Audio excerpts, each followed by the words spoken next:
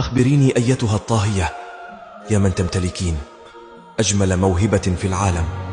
أخبريني كيف تبدعين بيدين صغيرتين كل هذه الأكلات المتنوعة بهذا الجمال.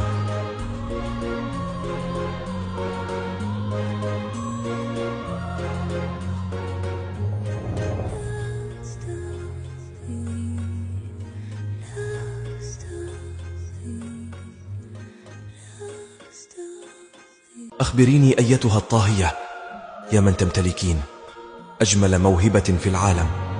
أخبريني كيف تبدعين بيدين صغيرتين كل هذه الأكلات المتنوعة بهذا الجمال.